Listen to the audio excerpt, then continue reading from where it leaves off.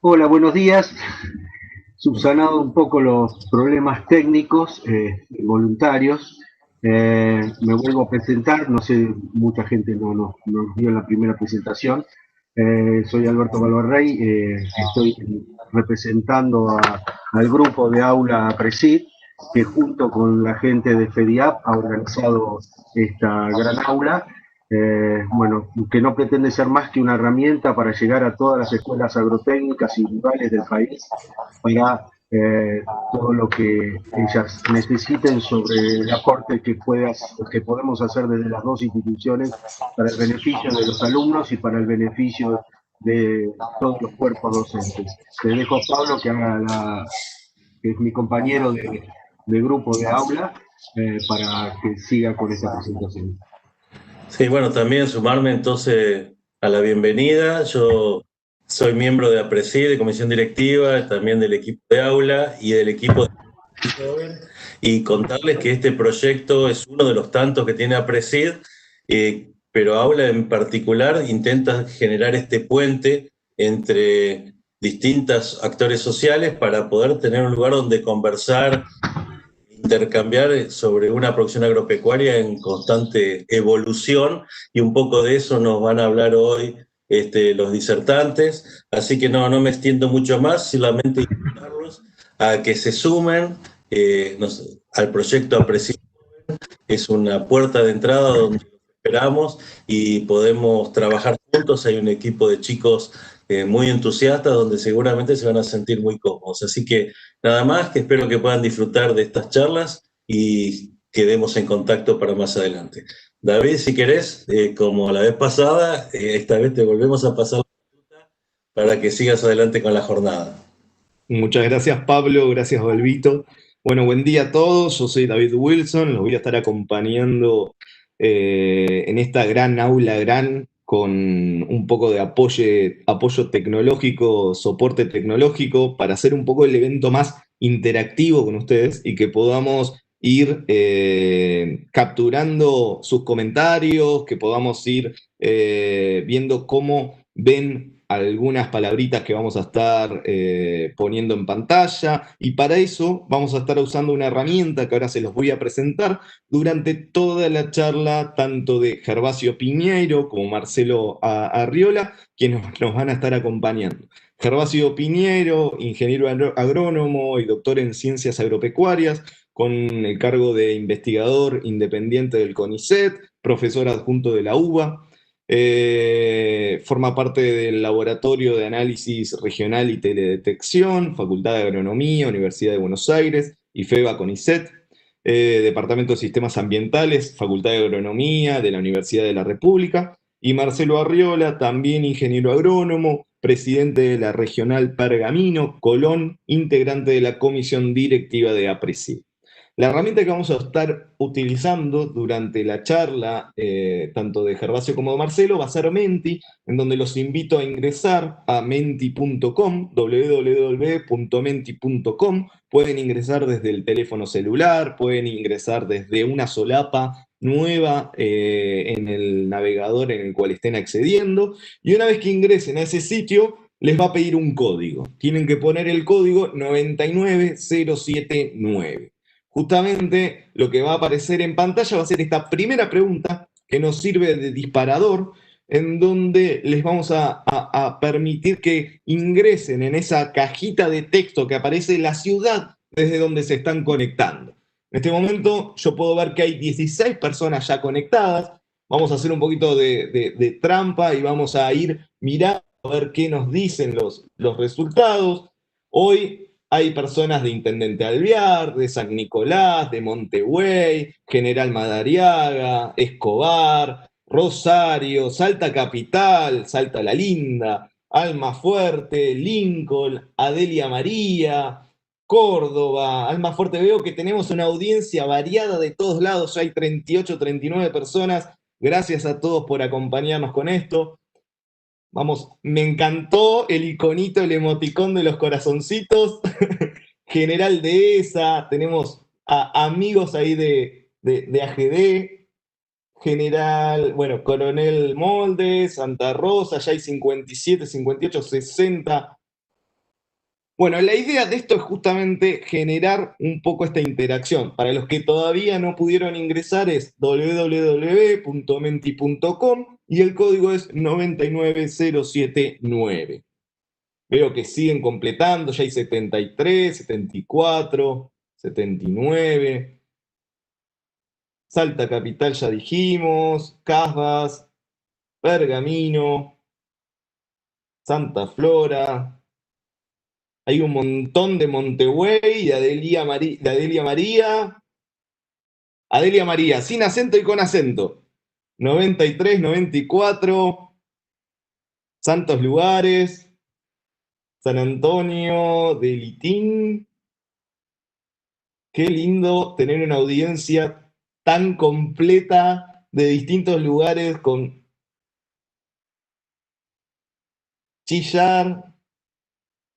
Buenísimo. Bueno, vamos a pasar a una preguntita ya un poco más profunda, por decirlo así, y es para que ni bien vean la pregunta, respondan con la primera palabra que se les venga a la mente. Ya tenemos 135 personas.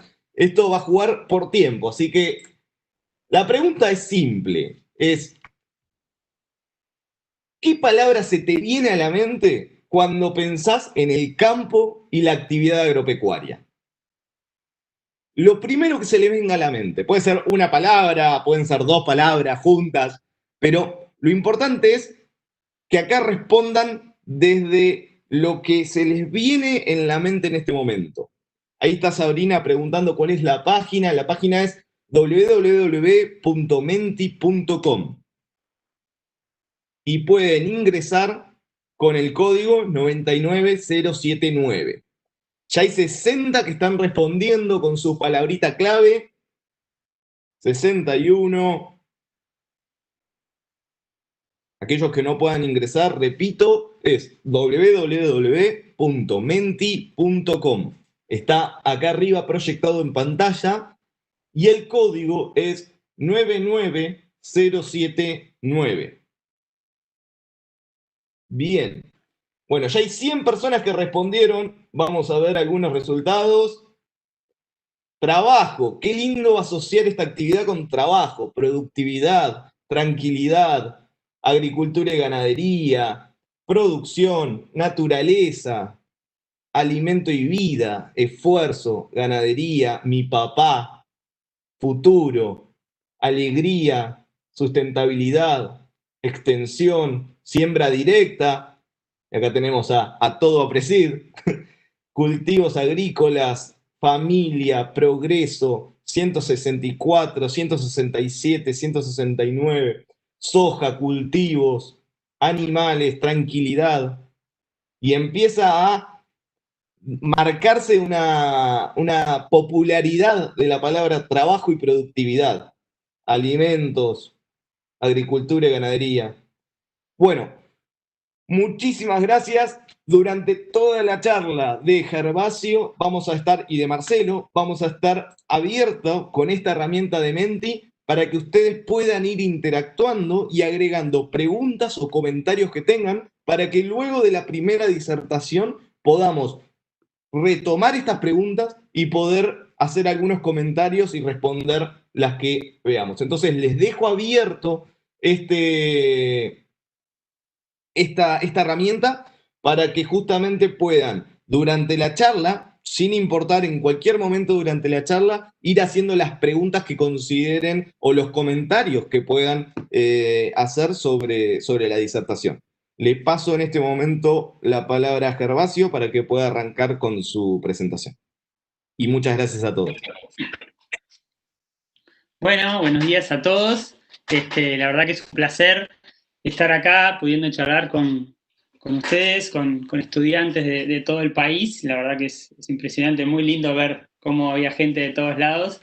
Y bueno, agradezco mucho a Presid y a Aula Presid haberme invitado y darme esta oportunidad de contarles un poco las cosas que estamos haciendo en la facultad y las ideas que estamos manejando, tratando de colaborar un poco en estos desafíos que tenemos en eso de la productividad y el campo que ustedes mostraban o decían recién.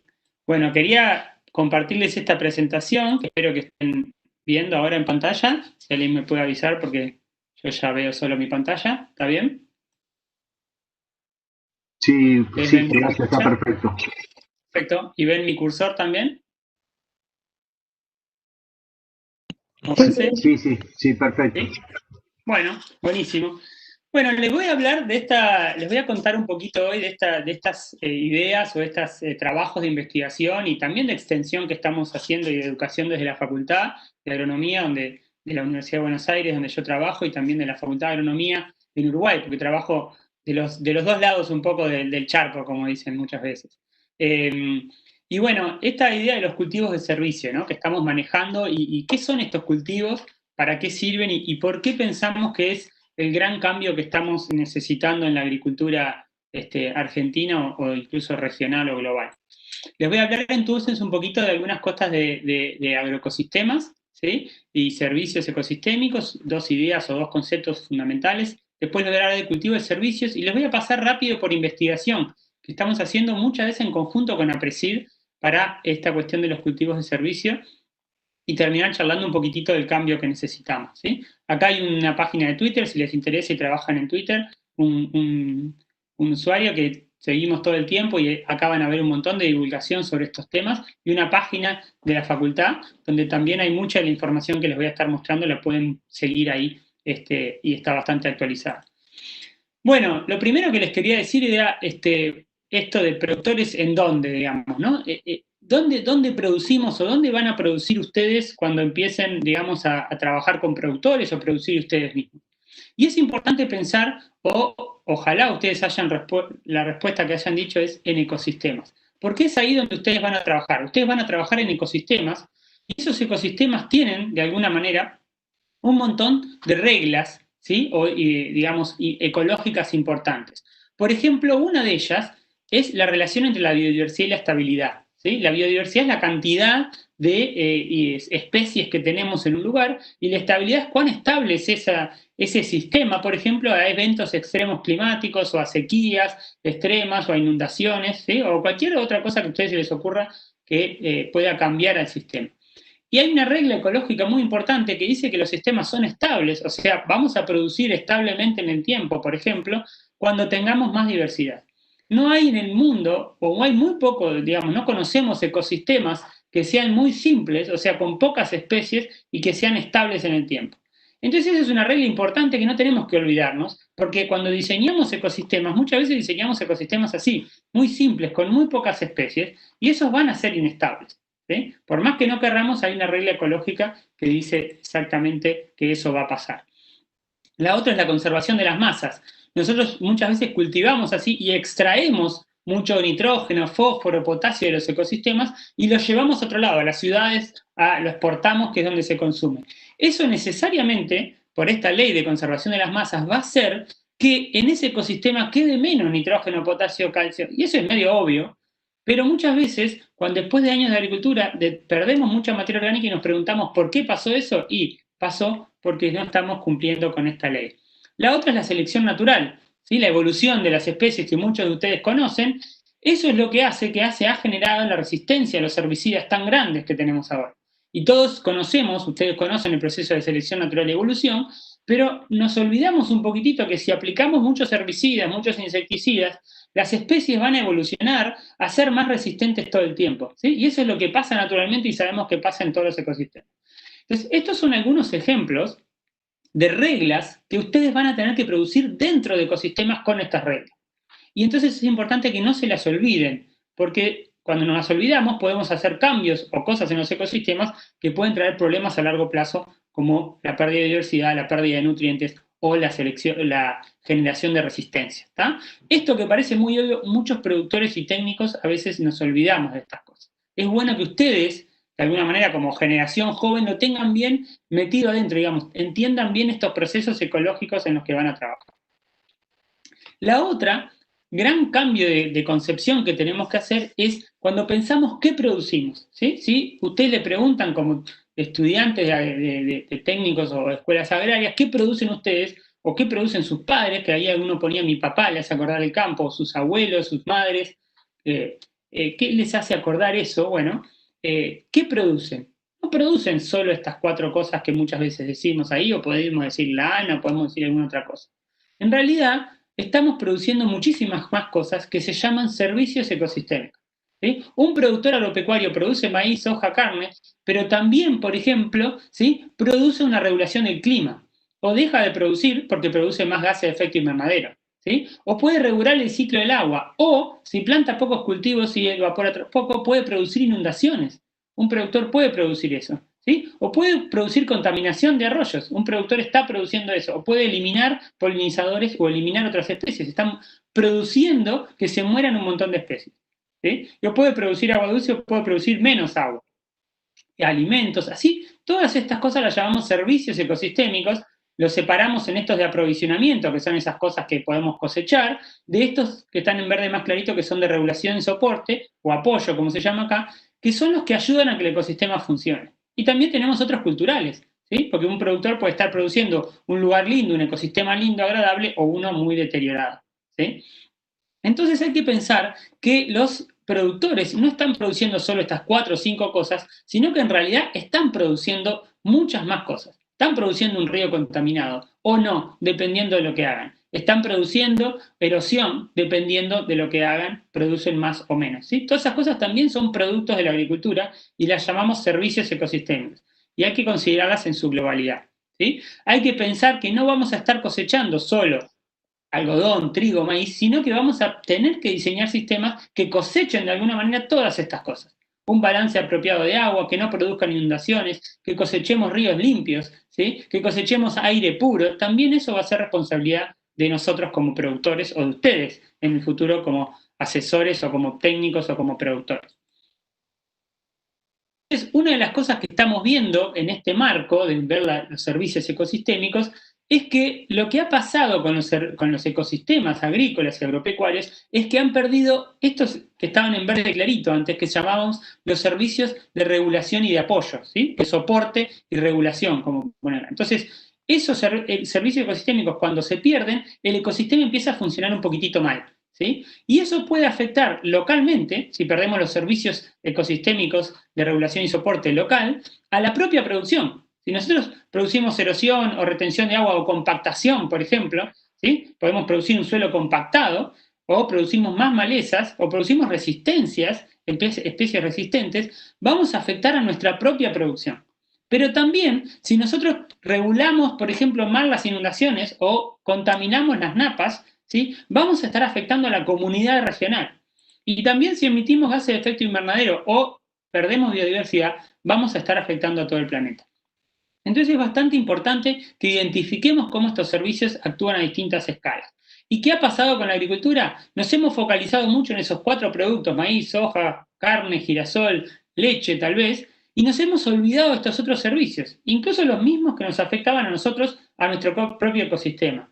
Entonces, ¿qué pasa? Cuando los servicios de regulación disminuyen porque aumenta el deterioro del ecosistema, y ustedes si caminan los ecosistemas agrícolas lo van a ver que se junta agua y se produce toda verde, digamos, está contaminada, o van a ver erosión, o van a ver voladuras, van a ver un montón de problemas ambientales que están asociados al deterioro agrícola, y cuando eso pasa, producimos menos, o deberíamos producir menos porque tenemos un ecosistema menos sano, de alguna manera.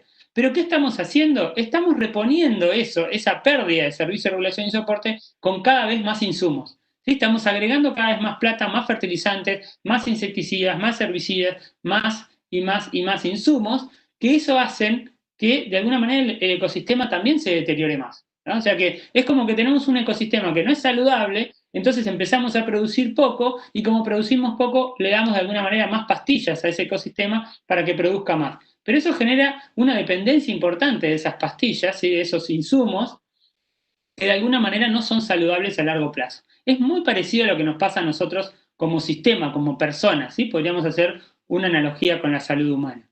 Y entonces tenemos medio 2 paradigmas, ¿no? Uno es seguir con el paradigma actual, en donde tenemos más bien un enfoque reduccionista, un alto uso de insumos, ¿sí? Y pensamos siempre en producir alimentos o una sola cosa, ¿sí? Y una visión bastante de corto plazo, a veces de los 6 meses que alquilamos o que alquilan las tierras, ¿sí? Un bajo uso de tecnología de procesos y muchos insumos, o esta otra idea de empezar a pensar los sistemas agrícolas de una manera distinta, ¿sí? En donde haya mucha producción de servicios, de alimentos, pero también le demos lugar o diseñemos al sistema para dar estos otros servicios de abastecimiento, culturales o de regulación y soporte, ¿sí? Con un enfoque de todo el sistema, con un uso racional de los insumos, no es que vamos a dejar de usar insumos, pero hay que usarlos racionalmente, más diversificada la información, que tenemos los conocimientos del sistema, un mayor uso de la ecología para producir, más tecnologías de procesión de mediano plazo, no de corto plazo, ¿sí? Ecosistemas que sean más diversos.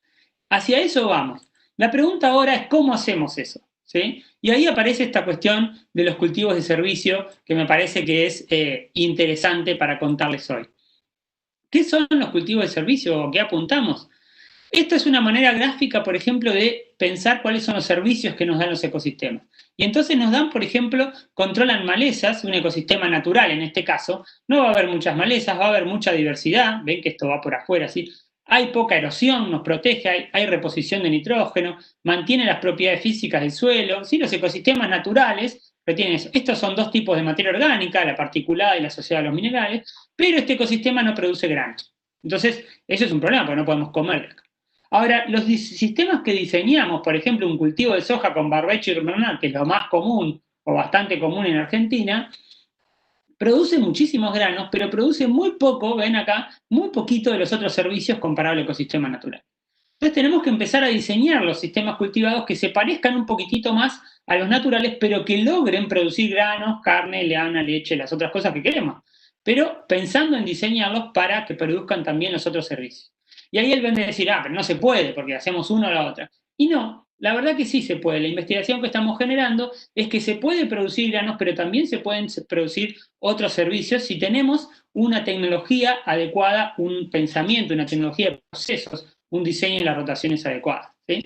Y eso es lo que vamos a hablar ahora, de cómo ponemos a los cultivos de servicio, ¿sí? Que son estos cultivos que a veces se llaman cultivos de cobertura, también se llaman abonos verdes, cultivos trampas, cultivos de compactadores, cultivos controladores de malezas, ¿sí? Cultivos que de alguna manera están pensados para cumplir o para dar un servicio ecosistémico, ¿sí? Entonces, por eso los llamamos cultivos de servicios, porque van a dar un servicio de regulación y soporte. No los vamos a cosechar, los vamos a plantar para que hagan otra cosa en el ecosistema. Entonces, nuestro diseño ahora no es solo para producir solamente, sino que también es para producir carne, pero también va a ser para generar materia orgánica, para combatir las malezas de una manera distinta, para no provocar inundaciones, para no contaminar los arroyos. Vamos a diseñar el sistema para hacer todas esas cosas al mismo tiempo, ¿sí? Y para eso vamos a pensar en los cultivos de servicio que tenemos que poner. Y esos cultivos lo que van a hacer, con el mismo diagrama anterior que teníamos así, el cultivo solo, ahora estos van a dar otros servicios y obviamente no van a dar granos. Pero los vamos a poner en algún momento en donde no haya cultivos de renta o cultivos de granos, que decíamos acá, y entonces vamos a poder dar este otro servicio y cuando combinemos distintos cultivos de servicio con los cultivos de renta, vamos a tener esta tela de araña que se llama un poquitito más balanceada, ¿no? Produciendo granos, pero también produciendo un montón de otras cosas. Y a ver si podemos llegar a producir también lo mismo o muy similar a lo que producía el ecosistema natural, pero también los granos, ¿sí? Ese es un poco el que tienen ustedes para adelante. ¿Cómo se puede hacer esto?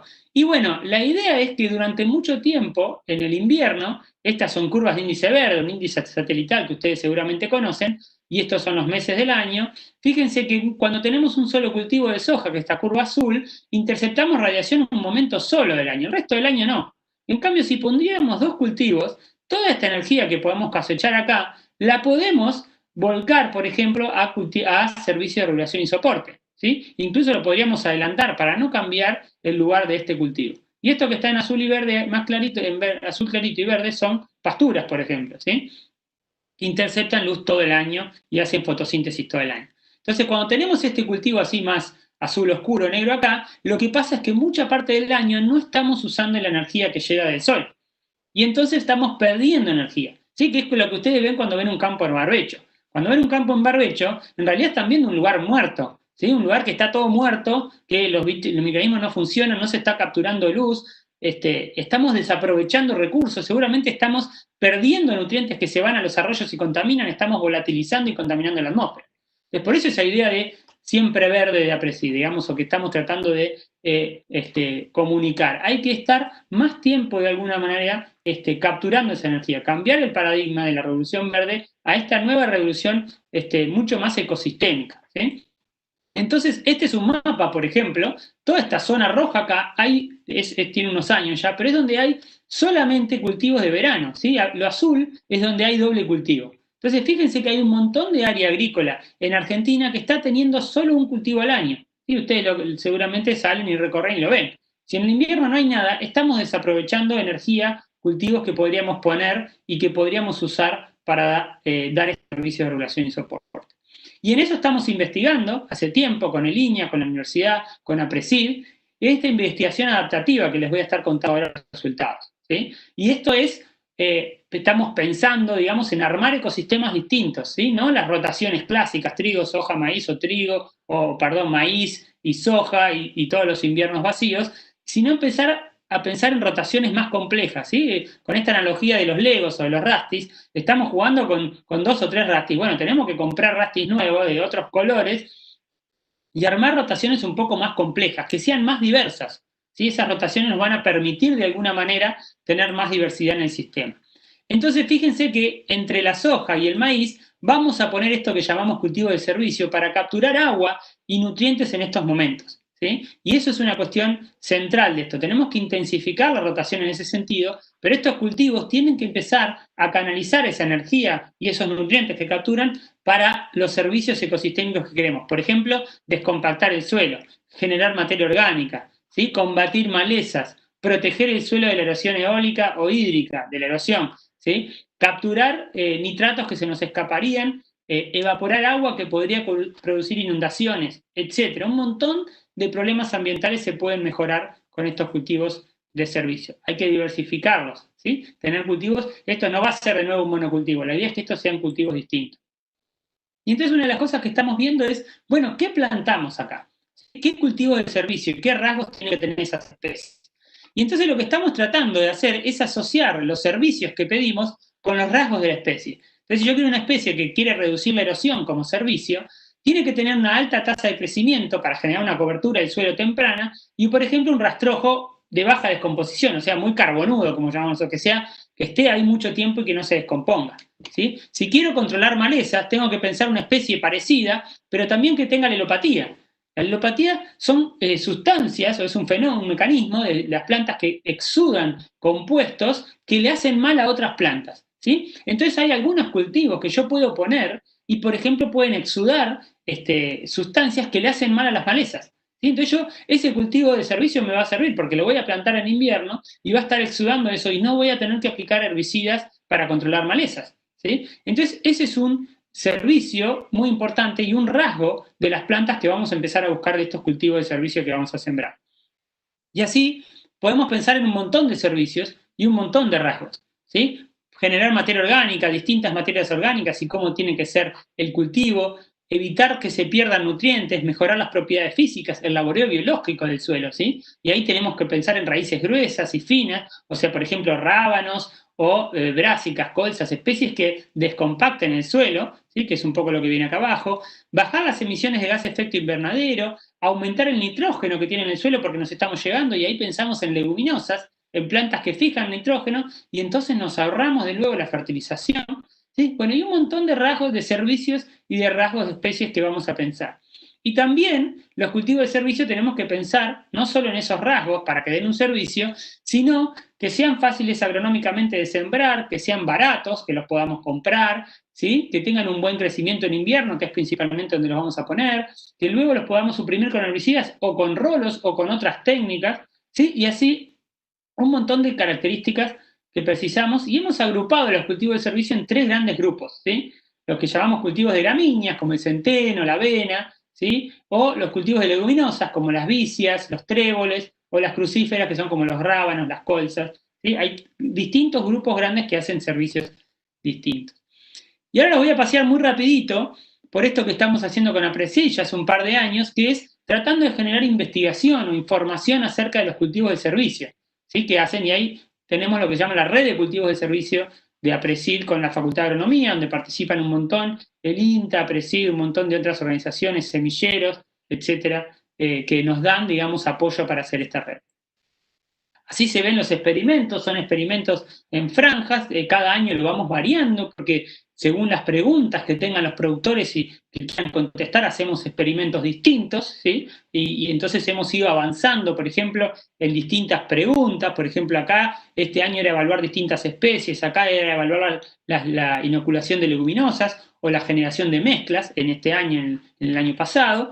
Y entonces, bueno, hemos generado resultados bastante interesantes, hemos logrado que eso además se haga en muchos lugares de Argentina y hemos aumentado este año, tenemos más sitios el año pasado todavía de la red, es algo que va creciendo, los productores empiezan a conocer los cultivos de servicio, plantarlos, aprender a manejarlos, o sea que si ustedes tienen algún nodo de estos, vayan a ver estos cultivos, porque la verdad que es muy interesante empezar a verlos y a ver cómo realmente empiezan a funcionar en los sistemas reales de producción, ¿sí?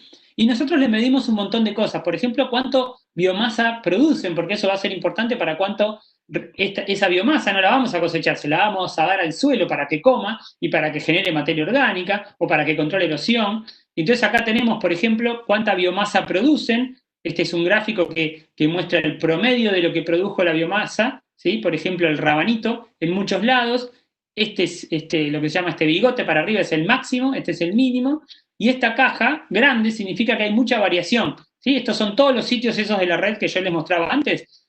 En promedio de todos esos, los rábanos produjeron casi 3.500 kilos por acá, pero hubo algunos rábanos que produjeron 5.000 kilos de biomasa, ¿sí? Y esto es muy variable, quiere decir que el rábano es muy variable de dónde produce. Lo mismo pasó con la avena estrigosa, que es una avena negra, el centeno fue un poquitito más parecido, Melilotus, Persis subterráneos son tréboles que produjeron relativamente poco, la vicia sativa, la vicia villosa produjo más, y estas son todas mezclas de distintos cultivos, produciendo también muy variable. Hay mucha variabilidad, obviamente como es un rango tan amplio, en lugares más húmedos se produce más y menos. Pero hemos empezado a pensar para cada sitio cuánto producen de biomasa, ¿sí? Y tenemos datos ahora de cuánto esperamos que se produzca.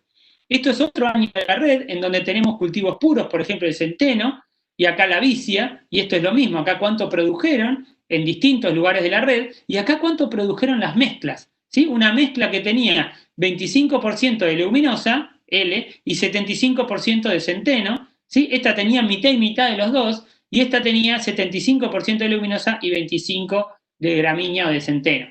Es decir que, fíjense, los cultivos puros produjeron esto, pero las mezclas hubiéramos esperado que produzcan arriba de esta línea, ¿sí? ¿Por qué? Y porque hay una proporción de centeno y de vicia acá que tendría que haber producido acá. Y sin embargo vemos que siempre las mezclas producen más. Eso es un resultado re interesante. Cuando un cultivo de servicio lo plantamos en mezcla, produce más que plantado solo, que plantar una sola especie. Y eso es porque estas especies se empiezan a complementar, ¿sí? También le medimos la producción de raíces, no me voy a explayar, pero esto es lo mismo. ¿Cuántas raíces producen? Porque las raíces es muy importante para generar materia orgánica, ¿sí? Y voy a pasar rápido porque esto es toda información para mostrarles la cantidad de información que estamos generando útil para los productores. Esto de nuevo son un montón de especies, cuánta biomasa producen para arriba y cuánta biomasa producen para abajo, ¿sí? Van a ver bien que producen mucho más arriba, y nosotros queremos especies que produzcan muchas más raíces. Vamos a estar pensando más bien en esta vicia, no en esta vicia de acá, y menos en esta vicia sativa de acá, que produce muy poco. Entonces es importante saber qué especies estamos plantando, porque hay mucha variabilidad, ¿sí? Esto es otro gráfico interesante que vemos cómo se relaciona la producción de biomasa aérea con la de raíces en distintos experimentos, las tres especies o los tres grupos de especies grandes que veíamos. Les paso simplemente rápido para mostrar la cantidad de información que estamos generando. ¿Qué pasa con la formación de materia orgánica del suelo? ¿Estamos realmente logrando formar materia orgánica con los cultivos de servicio? Y acá hay un montón de trabajos publicados, que después esto seguramente esta transparencia se las puedo pasar para que los busquen y los miren, pero este de Elena, este de Roberto Álvarez, también hay un trabajo reciente de Guillermo Peralta, y este es un poco el resultado. Entre media tonelada, 1 tonelada en algunos lugares, pero más bien diría media tonelada de carbono en el suelo estamos generando cada vez que hacemos un cultivo de servicio. Es decir, estamos mejorando la fertilidad del suelo, ¿sí? Cada vez que hacemos un cultivo de servicio de este tipo, todos los experimentos regionales dicen que aumentamos el carbono del suelo, ¿sí? Estamos pasando de trabajar de un suelo de este tipo, en invierno, a un suelo de este tipo, ¿sí? Con raíces, con producción, con raíces vivas, con un cultivo de servicio que le va a estar dando de comer a ese sistema y no va a estar muerto de alguna manera durante una buena parte del año. Eso hace que después se produzcan resultados muy interesantes en el propio cultivo que viene después. ¿Sí? También estamos estudiando la relación de la calidad de la biomasa de esos cultivos de servicio, que es importante para que le dé un beneficio inmediato al cultivo siguiente, ¿sí? Y para que no produzcamos un compromiso, porque esto hay que tener cuidado, si hacemos mal los cultivos de servicio, podemos provocar una disminución de los cultivos de renta, y eso no queremos, porque le consumen recursos, ya sea agua o nutrientes, o inmovilizan nutrientes. Entonces hay que aprender a usar esta tecnología, ¿sí? No es plantar cualquier cosa en invierno y ya está, no. Hay que pensar bien qué se planta, cuál es la calidad de lo que se planta, cuántas raíces produce, cuánta biomasa aérea, cuánto consume de agua, y después diseñar bien la rotación para el cultivo de renta que va a venir después, ¿sí? Entonces acá, estos son datos de nuevo para un montón de especies de cómo es la relación carbón-nitrógeno, ¿sí? Y obviamente fíjense que tenemos las gramíneas acá, las avenas y el centeno con relaciones carbón-nitrógeno altas, o sea, son carbonudos, esos son de difícil descomposición, ¿sí? Tienen mucho carbono y poco nitrógeno, cuando los pongamos en el suelo van a tardar en descomponerse y van a formar un tipo de materia orgánica. En cambio, todas estas que están acá son las leguminosas, fíjense que tienen mucho nitrógeno, porque fijan del aire, ¿se acuerdan? Las leguminosas hacían eso que se llamaba fijación biológica de nitrógeno, y tienen relaciones carbono-nitrógeno bajas, es decir, tienen mucho nitrógeno por cada cantidad de carbono que tienen. Es decir, que van a estar formando otra materia orgánica y van a estar incorporando nitrógeno al suelo, ¿sí? ¿Cuánto nitrógeno incorporan al suelo? Eso también son resultados que medimos. Esta es la cantidad, por ejemplo, de nitrógeno en la biomasa aérea de distintas especies, y acá están las leguminosas a partir de acá. Estas son las gramíneas que tienen de alguna manera una cierta cantidad de nitrógeno, pero lo tomaron del suelo porque no fijan del aire. En cambio, estas que están acá, que son gramíneas, leguminosas o mezclas, toman una parte del nitrógeno del suelo, la que está acá, fíjense que toman menos que esta, la que está entera, pero la que está rayada es todo el nitrógeno que tomaron del aire. Entonces, todo este nitrógeno, sobre todo para estas especies de vicia, que son las más interesantes, toman una cantidad importante, casi 60, 70, 80 kilos de nitrógeno lo toman del aire. Es decir, que es parecido a una fertilización. En este caso 50, es como agregar 50 kilos de nitrógeno, o sea, 100 kilos de urea. Poner este cultivo de servicio es como haber echado 100 kilos de urea a ese suelo. Y eso va a estar capitalizado para los cultivos siguientes, ¿sí? Lo mismo cuando hacemos mezclas, porque también hay leguminosas que fijan nitrógeno. Entonces, estos son datos también importantes. ¿Cuánto nitrógeno estamos fijando? Otro dato muy importante, ¿cómo estamos controlando malezas? ¿Sí? Y ahí hay muchos trabajos de nuevo que muestran esto. Cuando hacemos cultivos de servicio, realmente controlamos muy bien malezas y vienen después los cultivos casi sin usar herbicidas. Hay algunos ejemplos de chacras de Apresid que están rotando cultivos de servicio con cultivos de renta y casi no usan herbicidas, ¿sí? O sea que es una cuestión muy interesante para ver. Esto es lo mismo de la red, el control de malezas que tuvieron. Fíjense, acá tenemos la vicia, tiene casi un control de malezas del 100%. ¿Sí? Lo mismo estas gramíneas. Estas no fueron muy buenas controlando malezas, porque crecieron poco. Pero estas sí, el rábano tampoco fue muy bueno, sí, controló el 50% de las malezas, pero estas controlaron arriba del 80%. Si yo pongo un cultivo de servicio así, me voy a estar ahorrando los herbicidas, ¿sí? Y esa es una de las cosas que estamos empezando a ver, con un beneficio para nosotros y un beneficio muy importante para el ambiente. Estamos dando un servicio que es probablemente tener un arroyo más limpio de lo que teníamos antes o una laguna más limpia, ¿sí? Consumo de agua. Esto es otra cosa importante que hay que tener cuidado. Así como la relación carbono-nitrógeno puede dar un problema para el cultivo siguiente, el consumo de agua también, porque podríamos plantar un cultivo de servicio que consuma agua y nos haga un daño en el cultivo de renta siguiente, ¿sí? Y lo que vemos, interesantemente, ahora que medimos, es que los cultivos de servicio, esto sería cero acá, esta línea, sería que no consumen agua, ¿sí? O consumen la misma agua que un barbecho sin cultivo de servicio. Lo que vemos es que están por abajo, es decir, que hay un efecto de consumir agua, de bajar la cantidad de agua, más o menos un 25% con respecto al barbecho. O sea, 40 milímetros consumen de agua los cultivos de servicio al momento que lo matamos. ¿Sí? Es decir, yo lo planté tal vez en marzo, ¿sí? Abril, el cultivo de servicio creció, lo voy a estar matando en septiembre, antes de sembrar el cultivo de verano. Cuando lo mato tengo 25% menos de agua en el lote. O sea que eso va a ser un problema, mucha gente tal vez se asusta de eso, ¿sí? Porque tengo menos agua, pero es un problema. Pero lo que vemos es que de ahí a que yo lo maté en septiembre, tal vez pasó un mes hasta que yo sembré mi cultivo de verano, porque se está descomponiendo ese rastrojo, entonces dejé un tiempo entre medio, y fíjense lo que pasa con el agua en el suelo a la siembra del cultivo estival. Es casi la misma, que teníamos en el barbecho. O sea que consumieron agua, pero de alguna manera, entre que lo matamos, que a veces pasa ahí como lo llamamos como un barbechito, cortito de un mes y medio, ¿sí? Llueve y entra mucho más agua porque ese suelo está protegido y los niveles de agua suben tanto que llegan al mismo nivel que el barbecho, que había partido de más agua, pero estaba con el suelo descubierto. ¿Sí? Entonces eso es una cosa interesante para pensar. Que los cultivos de servicio, si bien consumen agua, pueden capturar también más agua y entonces pueden de alguna manera darle la misma cantidad de agua o dejarle la misma cantidad de agua para el cultivo de renta siguiente. Igualmente hay que tener cuidado con eso.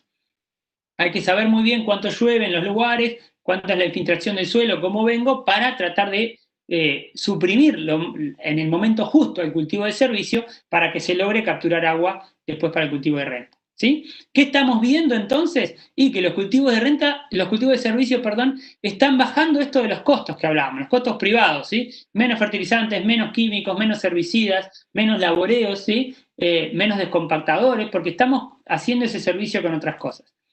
Y estamos viendo también que los cultivos de servicio reducen lo que llamamos costos públicos. Menos gases de efecto invernadero, menos agroquímicos en los arroyos, menos fertilizantes en las napas, ¿sí? Y lo que les voy a contar ahora, que es también sorprendente, es que estamos viendo que aumentan también los rindes de muchos de los cultivos de renta que vienen después de un cultivo de servicio. Fíjense qué pasa con el rendimiento de maíz después de un cultivo de servicio. ¿Sí? Les voy a mostrar este tipo de gráficos que tienen el rendimiento de maíz que viene después de un barbecho o viene después de un cultivo de servicio. Estos de acá son sobre un cultivo de servicio, o sea que si está por acá arriba, quiere decir que el cultivo de servicio rindió 7.000, el cultivo de maíz, luego un cultivo de servicio rindió casi 7.000 kilos, pero el que venía, el cultivo de maíz, luego un barbecho, rindió 6.000 kilos. O sea que rindió más con cultivo de servicio los que están acá arriba. Y los que están acá abajo, rinde más el que está sobre barbecho, ¿sí? Porque el que está sobre barbecho rindió casi 6.000 kilos y este rindió 5.000. Y los puntos que están sobre esta línea, quiere decir que rindió lo mismo, tanto si venía de cultivo de servicio o si venía de un barbecho químico, ¿sí?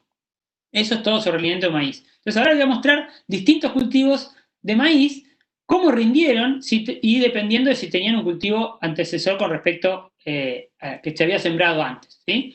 Y esto es lo primero que vemos, fíjense, casi todos los puntos están por acá arriba, es decir que luego de Vicia Villosa, el maíz rinde generalmente o igual, en un caso, apenitas menos acá, pero casi todos rinde más, el maíz rinde más, si vino o se plantó antes que él un cultivo de servicio de Vicia, o si se plantó nada, digamos, si hubo un barbecho, ¿sí? Incluso, fíjense, acá, este maíz de acá rindió casi 11.000 kilos después de la Vicia, y el que venía después de barbecho rindió 7.000 kilos. Estamos hablando de una diferencia de 4.000 kilos de maíz, de engrano. Es una diferencia muy grande de rendimiento provocado por haber plantado un cultivo de servicio de leguminosas antes de Vicia que le dio más nitrógeno a ese cultivo.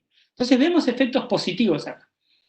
Pero cuidado, esos efectos no son siempre positivos. Estos son rendimientos de maíz luego de cultivos de servicio de leguminosas, de gramíneas, perdón, como avena, avena sativa, avena estrigosa, centeno y rabanito, y también brásicas en verde.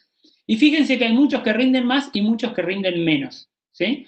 Estos que rinden menos, principalmente lo que estamos viendo es que cuando uno hace una gramínea previa a un maíz, una gramínea como cultivo de servicio, esa gramínea puede inmovilizar nitrógeno, ¿sí? O a veces consumir un poquito más de agua y eso hace que el rendimiento, en estos lugares pasó eso, ¿sí? Produjo menos el maíz porque estos cultivos de servicio dejaron un rastrojo muy carbonudo que impidió que el maíz creciera bien, que tuviera el nitrógeno que necesitaba. Entonces, arriba de maíz lo que hay que hacer más bien es pensando en vicias o cultivos de mezcla, como veíamos, que tuvieran una proporción alta de leguminosas, ¿ah? Entonces no es plantar cualquier cultivo de servicio, sino que es pensar bien la rotación, como les decía. Y acá es lo mismo con distintas mezclas, pero hay que pensar un poquitito bien cómo es la rotación para no tener un efecto negativo en el cultivo de servicio. Bueno, y esto es simplemente la gran cantidad de gente que ha participado de esta red. Además hay mucha gente de INTA, de otras universidades que están haciendo experimentos en cultivos de servicio y están empezando, digamos, a mostrar todos estos resultados. En conclusión, lo que tenemos que pensar es en armar ecosistemas de una manera distinta, rotaciones de una manera distinta, donde empiece a haber muchos cultivos de servicio que los ponemos no para cosechar, sino para que den otro servicio ecosistémico. Tenemos que pensar bien cuándo los ponemos, cuándo los sembramos, cuándo los suprimimos. Lo que estamos pensando cada vez más es no plantarlos después, por ejemplo, de una soja, sino plantarlos antes que la soja se muera, cosa que simular un poco las praderas o los pastizales, ¿sí? O las pasturas, que esta soja se empiece a morir y ya abajo venga otro cultivo y nos mantengamos siempre verde todo el año, ¿sí? Y cuando este se muera, ya empiece el otro cultivo, y cuando este cultivo se muera, ya venía el otro. Y entonces empezamos a pensar en las ventanas de siembra cuáles son. Para esto hay que tener cuidado con el agua y hay que tener cuidado con esto de la descomposición para que no haya inmovilización, ¿sí? Pero los cultivos se pueden ver de esta manera, ¿sí? Se está muriendo el maíz y ya abajo viene un cultivo de servicio al mango, digamos, capturando nutrientes. O fíjense esta vicia abajo de este maíz, ¿sí? O esta vicia acá abajo de una soja, ¿sí? Ya está creciendo, ya está viniendo, y entonces mantenemos un ecosistema mucho más productivo. Como para terminar, entonces, las conclusiones o los mensajes finales. Tenemos que intentar recuperar estos servicios de regulación y soporte, ¿sí? Tenemos que cambiar un poco ese paradigma y basarnos en un paradigma más de pensar en ecosistemas, en la ecología de los sistemas de producción. Usar cultivos de servicio para aprovechar la energía y los recursos no usados ahora. Cuando no sembramos nada en invierno, estamos dejando el campo muerto, ¿sí? Como dijo el amigo Matías Langoni, hay que jubilar el barbecho ya fue. Tenemos que pensar en qué cultivo de servicio ponemos en ese barbecho, cómo, cuándo, hacerlo bien para rendir más, para que el ecosistema esté mejor, pero hay que pensar en que los inviernos no pueden estar vacíos. Por lo menos la mayoría de los años en la mayoría de los lugares de Argentina. Eso sí, las especies van a ser distintas, ¿sí? Tengo que pensar en el cultivo de servicio y armar esa rotación. Las leguminosas son claves como cultivo de servicio, ¿sí? Eso que veíamos, porque le hacen muy bien al maíz y al cultivo siguiente. Ese aporte de nitrógeno nos ahorra fertilización, una cantidad importante de la fertilización, ¿sí? Esos 50, 100 kilos que podíamos ver de nitrógeno hasta 150 en algunos casos por hectárea. Los cultivos de servicio sabemos que aumentan la materia orgánica del suelo, estamos generando fertilidad, esa que perdimos históricamente por hacer agricultura, por laborear, ahora la volvemos a ganar si hacemos cultivo de servicio y esos ecosistemas están más saludables, ¿sí? Es importante estos cultivos de servicio para controlar malezas, ¿sí? Y la erosión, pero malezas para evitar esta cuestión del uso de herbicidas y sobre todo de las resistencias, ¿sí? Se debe planear muy bien la relación carbono-nitrógeno, lo que hablábamos hace un rato, ¿sí? Y pensar esa ventana adecuada. Ahora, lo que vemos es que los cultivos de servicio bien hechos no solo bajan costos privados, no solo mejoran el ambiente y mejoran a toda la sociedad, le dan servicios a toda la sociedad, sino que también incluso parecería ser que bien hechos pueden aumentar hasta los ingresos de los productores. Así que claramente es tenemos que seguir explorando estos cultivos y pensar cómo los metemos en nuestro sistema. Bueno, les agradezco muchísimo, espero que estén todavía ahí. Este es el grupo de trabajo y de nuevo está el Twitter y la página web donde pueden sacar más información de esto. Muchas gracias.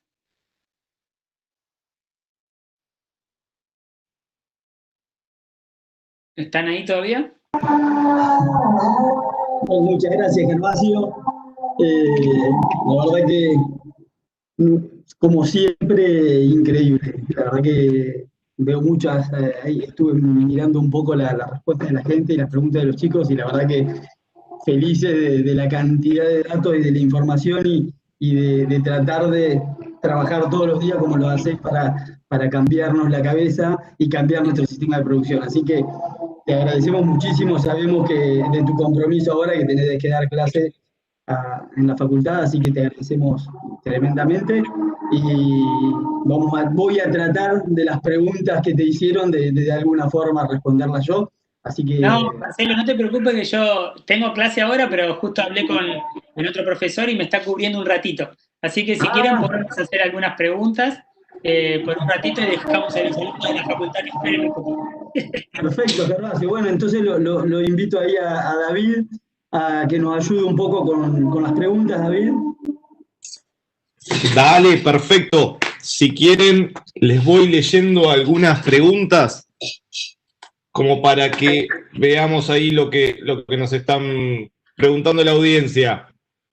A ver, por un lado, ¿las industrias agronómicas argentinas son potencias en exportación o comercio? Sí, claramente Argentina es uno de los exportadores importantes. También somos los campeones en el uso de herbicidas en el mundo, ¿sí? Muchos que otros países como Estados Unidos, Australia, Europa, que producen mucho pero con menos herbicidas. Así que tenemos varios récords, digamos. Producimos mucho, pero también usamos muchos insumos que no le hacen tan bien al ambiente a veces. Y hay que pensar un poquitito mejor cómo diseñamos eso. Bien, tengo otra. ¿De qué manera impacta negativamente la ganadería con el efecto invernadero? Bueno, eso yo no hablé mucho de ganadería hoy. La ganadería produce gases de efecto invernadero, el metano principalmente por la fermentación entérica de las vacas, y produce un efecto de efecto invernadero, digamos, que no es deseado. Sin embargo, la mayoría del efecto invernadero que se produce en el mundo no es por las vacas, tampoco es por la agricultura, sino que es por el consumo de combustibles fósiles, ¿sí? Por el auto, la fábrica, los aviones, los barcos que se mueven y que consumen nafta, gasoil. Eso es el 70% de los gases de efecto invernadero. El resto del 30% es la agricultura y de ahí una fracción pequeña son los rumiantes, ¿sí? Una fracción más pequeña. Pero estamos trabajando, en otros proyectos estamos trabajando para tratar de cambiar la dieta de las vacas y también para tratar de hacer manejos distintos de las pasturas para que emitan menos gases de efecto invernadero. Es algo importante que tenemos que empezar a pensar. Sí. Buenísimo. Otra, ¿nosotros podemos romper el suelo con el tiempo de riego en inundación? Bueno, cuando uno, con el riego muchas veces lo que uno hace es aumenta la productividad, ¿no? Porque las plantas crecen más. Y eso está bien. Lo que deberíamos pensar también cuando sembramos un cultivo y lo regamos es que estamos cosechando muchas cosas. Tenemos que empezar a pensar que en poner otros cultivos, y tal vez regarlos también o lo que se pueda, para que parte de la energía que capturaron se la den a de comer al suelo, ¿sí? El suelo precisa tener energía. Es como que sería una fábrica, digamos que producimos zapatos, pero si en cada zapato se va un tornillo de la máquina, ¿sí? Es más o menos lo que pasa con los ecosistemas, porque sacamos maíz, pero en ese maíz se lleva nitrógeno, calcio, carbono, ¿sí? Es como que ese zapato se va con un tornillo. Después que producimos muchos zapatos, y si no volvemos a poner tornillos, las fábricas se nos desarman. Entonces Claro. tenemos que empezar a poner cultivos que pongan esos tornillos. Y esos son los cultivos de servicio, que agregan comida o energía al sistema. ¿Sí? Súper claro, Gervasio. ¿Cómo hacemos para cobrar esos servicios ecosistémicos? ¿Los consumidores están dispuestos a pagar un sobreprecio por el cuidado del ecosistema? Muy bien, esa es una buenísima pregunta, ¿sí? Entonces, ahí hay una discusión muy grande, pero pensemos así, si una fábrica se pone en la puerta del pueblo de ustedes, ¿sí? Y empieza a contaminar el río, ¿ustedes le pagarían a esa fábrica para que deje de contaminar el río? Claro. ¿O le dirían a la fábrica, che, deja de contaminar el río? Esto es algo medio parecido, ¿sí?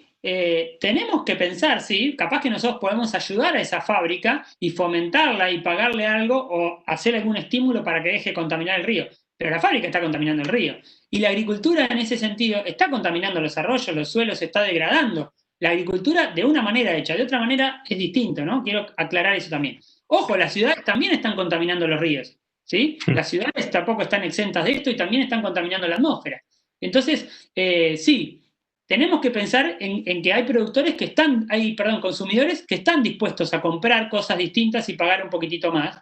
Hay consumidores que están dispuestos a eso. Hay países que, al revés, no están dispuestos a comprarnos si no producimos de otra manera. O sea, no es que nos van a pagar más, nos van a decir, no te compro si no producís cuidando el ambiente o emitiendo menos gases, ¿sí? Pero también hay que ser realistas con este ejemplo de la fábrica que a mí me parece que es bastante explícito, ¿sí? Si la fábrica está produciendo en un lugar contaminando, y le vamos a pagar a la fábrica o le vamos a pedir a la fábrica de buena manera que trate de hacer lo mejor posible para producir de otra manera, ¿sí? Y eso me parece que es lo que nos está diciendo la sociedad a los agricultores. A veces, ojalá todos de buena manera nos ayuden a poder cambiar. Pero obviamente que hay las otras cosas, pero no me interesa discutir sobre eso, digamos. Estaría Claro. bueno que nos ayuden a cambiar de una manera razonable. Clarísimo. Argentina es pionera en la siembra directa. APRESID es pionera y ha trabajado mucho en este sentido desde hace años. ¿Cuáles son los factores que influyen en la no utilización de los cultivos de servicio desde el inicio de esta práctica? Te repito, Qué buena ¿cuáles son los pregunta. factores? La entendí perfecto, está buenísimo. Mirá, no sé, habría que preguntarle a los productores, pero yo creo que muchos están cambiando ahora. Yo creo que no habíamos visto tan claro el deterioro que estábamos produciendo y tal vez pensamos que la siembra directa per sí sola iba a mejorar, la siembra directa como entendía de sembrar solo, ¿no? En directa. Ojo que para Presil la siembra directa es mucho más que eso, incluye las rotaciones, las buenas prácticas y los cultivos de servicio. Pero bueno, la siembra directa sola, la idea de sembrar, me parece que no fue suficiente para mejorar el ecosistema, porque evitó la roturación y el laboreo, que está buenísimo, es necesaria la siembra directa, pero como nos decían en matemática, es condición necesaria pero no suficiente. ¿Sí? Claro. Es necesaria para mejorar, pero no suficiente. ¿Por qué? Y porque falta, además de evitar el laboreo y la salida de materia orgánica del suelo, hay que aumentarle las entradas de materia orgánica al suelo, la comida que le damos, ¿sí? No solo la salida de la respiración, que era con laboreo, sino aumentarle la cantidad de comida, de energía que le damos al suelo. Y eso lo hacemos con cultivo de servicio. O sea que la combinación siembra directa con cultivo de servicio, yo creo que llegó para quedarse, ojalá, y ojalá que sea algo que ustedes como técnicos jóvenes o próximos técnicos impulsen mucho y sigan investigando, ayudarnos a investigar de cómo entrelazar estas dos técnicas para generar ecosistemas ambientalmente mucho mejores, ¿no? Excelente, excelente. A veces hay recursos limitantes, como la humedad almacenada en el suelo, que no nos permite un segundo cultivo o cultivo de servicio. ¿Qué hacemos con eso? Perfecto. Ahí, hablando con distintos agricultores y midiendo agua en el suelo, hay un trabajo de Priscila Pinto publicado en un artículo científico, pero también está su tesis, si lo pueden leer, que hacemos balances de agua en distintos lugares de Argentina, y salvo algunos lugares, en casi todos lados, y esto no quiere decir que todos los años, porque hay años más secos y más húmedos, pero en casi todos lados algún cultivo de servicio entra. Porque el cultivo de servicio no le vamos a pedir un rendimiento espectacular, le vamos a pedir lo que pueda darnos, ¿sí? Pero eso que pueda darnos va a ser comida para el suelo, una ración más grande, una ración más chica, pero alguna ración nos va a dar, ¿sí? Y lo vamos a tratar de suprimir o dejarle el tiempo adecuado, no pasarnos de rosca, como a veces nos pasamos con otro cultivo de invierno que es de renta, que le pedimos más porque lo tenemos que cosechar. Vamos a pedirle lo que podamos, para después dejar eso que se llene de agua el suelo de nuevo antes del cultivo de renta, y cosa que el cultivo de renta no nos afecte. Entonces, para contestar esa pregunta, ¿hay que hacer cultivo de servicio todos los años en todos los lugares? No, probablemente no podamos. Pero hay que intentar pensar cuándo. El agua de otoño es el agua que yo creo que generalmente sobra en muchos sistemas, ¿sí? Incluso en los sistemas más secos sobra esa agua de otoño, que es la que podríamos tomarnos o usar para un cultivo de servicio. Y además, si ustedes piensan, esa agua de otoño que se escapan tal vez 50, 100 milímetros, incluso en el Chaco seco o en San Luis, en lugares muy secos, produce que las napas suban y produce los ríos nuevos, o el desastre como el río Nuevo en San Luis, ¿sí? Que son problemas, si no conocen, miren un documental de Río Nuevo que se llama, muy interesante, que muestra cómo eso de usar menos agua que la vegetación natural, aunque sea poquito todos los años, porque hacemos un solo cultivo, incluso en un lugar seco, algo de agua sobra, y esa agua empieza a percolar, y en un momento aparece un río y provoca avalanchas impresionantes. Entonces, hay que tratar de usar el agua lo más eficientemente posible, toda el agua, lo mismo que usaba el ecosistema natural, ¿sí? Eso tendríamos que tratar de usar, copiar el uso del agua del ecosistema natural. Y para eso hay que diseñar la rotación. Me encanta, muy bueno. A ver, tengo, pero más de 30 preguntas, así que la verdad voy a elegir 3 nada más como para ponerle foco y darle espacio a Marcelo, porque si no nos quedamos in eternum. Me encanta y quedo recontra disposición para trabajar con las escuelas o los liceos agrotécnicas que quieran o APRESID. A mí me importa mucho que las escuelas técnicas tengan esta visión y conozcan esta tecnología, así que la podemos seguir en otro momento. Genial. Podemos pensar que más cultivos, esta es fácil y concreta, digamos, ¿podemos pensar que más cultivos es más sustentable? Sí, siempre y cuando no seamos muy angurrientos. Y ese más cultivo no significa que estamos cosechando todo. ¿Sí? Si plantamos un maíz, nos comemos el marlo, nos comemos el maíz, el marlo se lo damos a la vaca, el rastrojo también se lo damos a la vaca, y sacamos la raíz del suelo y se la damos a los chanchos, entonces eso no va a quedar nada para el ecosistema. Nos llevamos todos los tornillos. Y el ecosistema se nos va a degradar. Más cultivos es más sustentabilidad, pero tenemos que pensar bien cuánta energía cosechamos, cuántos nutrientes cosechamos, y una porción hay que dejarla en el ecosistema para que siga funcionando. Esa es la clave. Bueno, justo me hablaste de porcino. ¿Cuán útiles son los efluentes porcinos para nutrir el suelo? Bueno, yo no he trabajado mucho en efluentes. El tema de usar efluentes y reciclar es recontra interesante, no solo de porcinos, sino de aves, ¿no? de tambos. Ahí hay que investigar bastante más en eso. Los países del norte han investigado mucho en eso, hay mucha tecnología de tratamiento de efluentes para lograr reciclar esos nutrientes, ¿sí? Incluso habría que pensar de reciclar los nutrientes de nuestras propias ciudades. Piensen que nosotros estamos tirando un montón de nitrógeno, fósforo, todo a los ríos, a los arroyos, que contaminan. ¿Y ese nitrógeno de dónde viene? Y viene de nuestros campos cultivados, que lo perdemos, ¿sí? Entonces, yo digo siempre, no, cuando tenemos en vez de un ciclo del nitrógeno, los nutrientes, un flujo, que es que sale de los campos cultivados y termina en un río, un arroyo o en el mar, ese flujo provoca dos problemas, que nos falte en el campo y que se nos acumule en un lado donde contamina. Entonces, todo lo que es tratamiento de efluentes es re importante. Es muy importante que, si ustedes se dedican a eso, es medio una de las cosas del futuro, tratar de capturar esos nutrientes y reciclarlos y volverlos al campo, ¿sí? Pero va a haber que transportarlos, va a haber que pensar en tecnologías para reciclar mucho, que es una de las cuestiones más importantes para que cierre el ciclo de los nutrientes. Buenísimo. Hay un montón de comentarios y agradecimientos por la claridad de la charla, Gervasio, y cierro con una un poquito más filosófica, pero ¿cómo lograr el cambio de mentalidad si se quiere o si se compite, por ejemplo, con los alquileres de los campos? ¿Debería ser iniciativa de los propietarios esta mejora de conservación del recurso suelo y el recurso natural?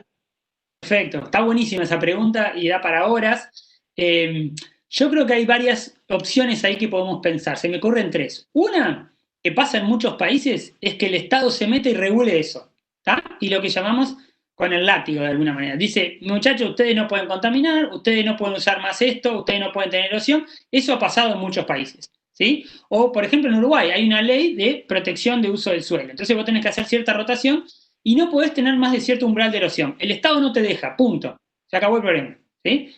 Aún muchos no les gusta eso. La otra opción es que el Estado fomente, en vez de con el látigo, con la zanahoria, ¿sí? Entonces nos ponga la zanahoria y nos diga, che, muchachos, ustedes están erosionando mucho. Si erosionan menos, buenas prácticas, yo los ayudo con esto, fomento por allá, bla, bla, bla, bla. Y eso empieza a pasar. Que el Estado fomenta con la zanahoria estas cosas, fomenta la ecología de alguna manera, ¿sí? Fomenta las buenas prácticas. Opción 2.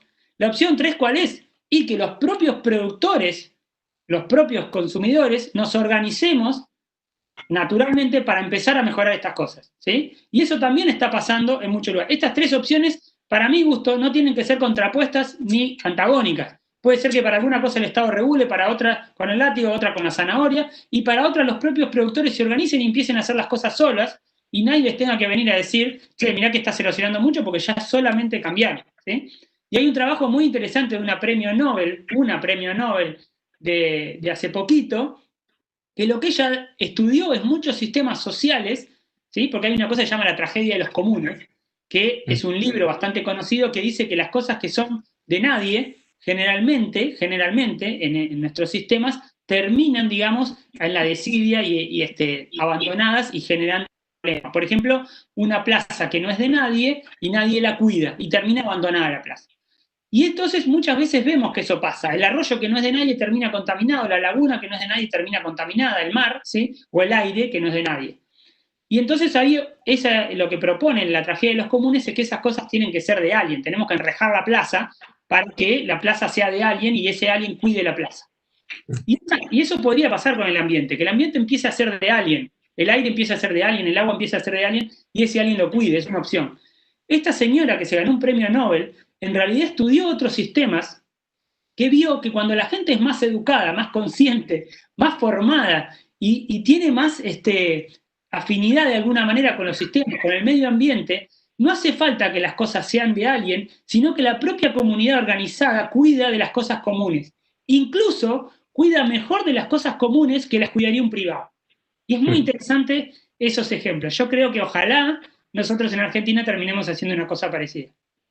Excelente. Muchísimas gracias, Gervasio, y más que aplausos virtuales para la disertación. Así que muchas gracias. No, muchas gracias a ustedes y un placer. Me encanta siempre hablar y dialogar de estas cosas. Me encantaron las preguntas.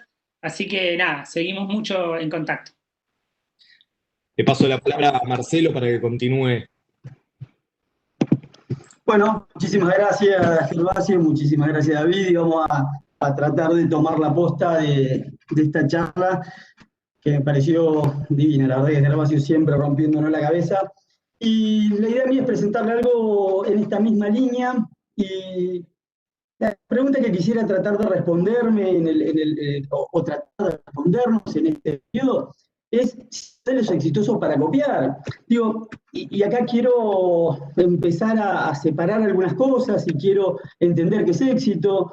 Y la verdad que cuando uno piensa en éxito desde el sistema agropecuario, uno lo piensa como rinde. Un sistema agropecuario que rinde más soja que el otro es más exitoso. Y la verdad que si vemos los mapas que nos presenta Sáenz Rosa, de esta presentación de 2013, en el cual se ven los suelos de la República Argentina, los prístinos, y cómo estamos hoy, visualmente ya observamos que suelos que estaban en 4% de materia orgánicas, hoy difícilmente llegan a 3% de materia orgánicas. Entonces, ese éxito de rinde, la verdad es que los suelos no nos están demostrando lo mismo, y ese éxito no es tal cuando lo que analizamos es el suelo. Si analizamos el rinde, vemos como que los rindes van aumentando, pero creo que la medida de éxito ya no debería ser solamente el rinde, sino que deberíamos pensar en estas cosas que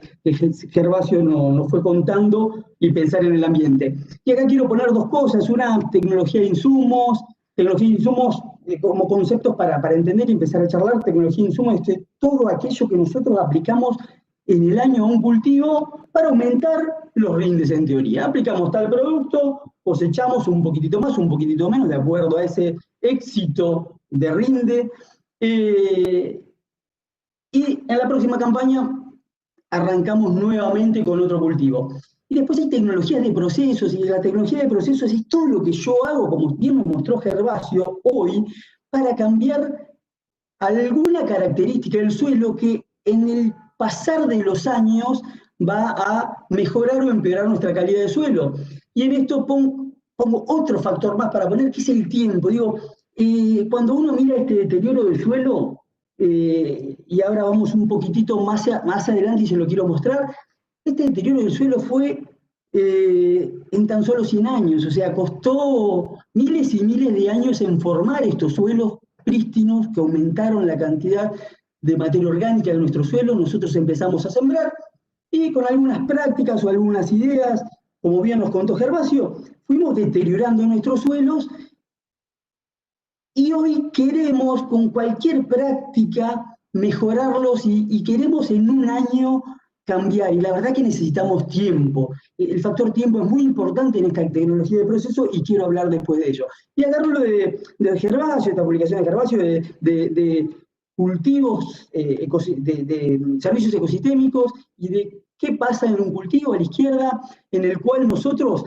solamente cosechamos granos, y la verdad es que nos olvidamos de la materia orgánica, nos olvidamos de la retención de nutrientes, nos olvidamos de la emisión de gases de efecto, de cantidad de cosas que Gervasio ya nos habló, pero vamos a tratar de ver si hay algún sistema en el cual nosotros podemos copiar para parecernos más a los ecosistemas naturales, aún produciendo granos.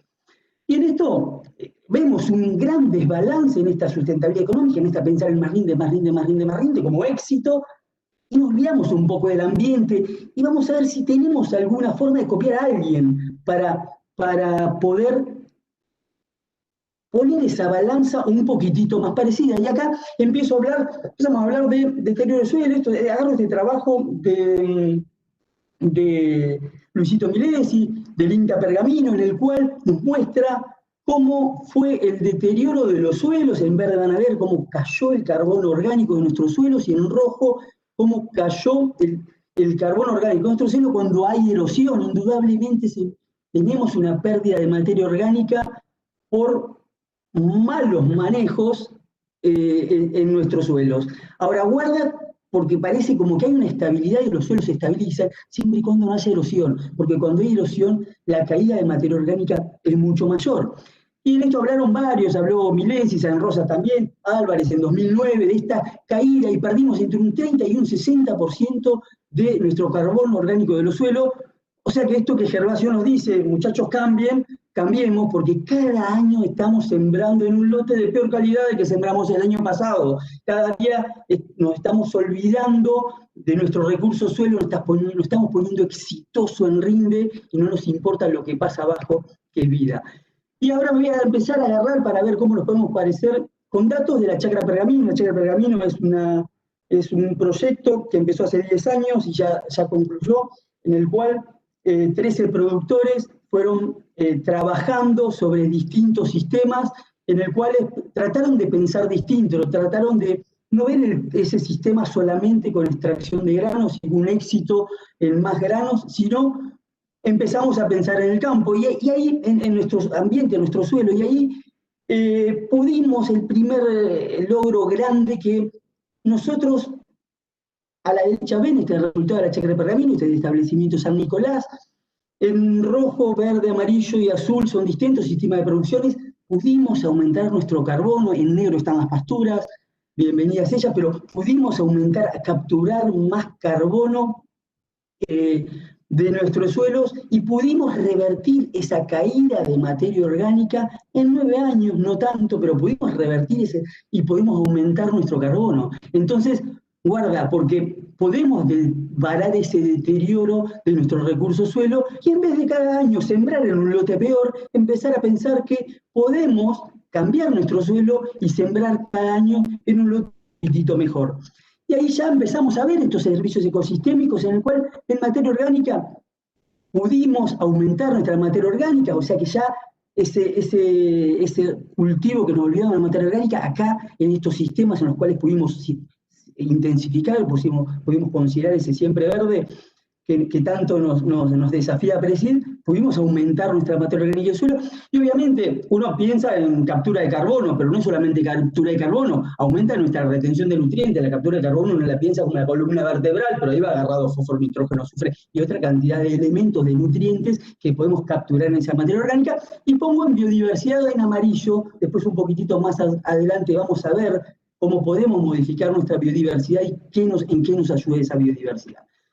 Ya en esto que Gervasio bien nos hablaba del tema del nitrógeno, en un trabajo con Fernando Salvagiotti desde Chacras, desde la Chacra Pergamino, pudimos ver que indudablemente en amarillo vemos allá Vicia como antecesor maíz, allá Gervasio nos mostró bastante de esto, y otros distintos cultivos, y uno de las puntos interesantes es que podemos capturar nitrógeno con una leguminosa y podemos dar casi el 100% del nitrógeno que necesita el maíz que sigue, sin poner un nitrógeno ureico. Y acá muy bien decía Gervasio, nadie dice de sacar los insumos 100%, pero tenemos que ser un poquitito más eficientes, y si el nitrógeno en vez de ponerlo con un fertilizante lo podemos capturar de la atmósfera, tanto mejor, ¿no es cierto? Entonces,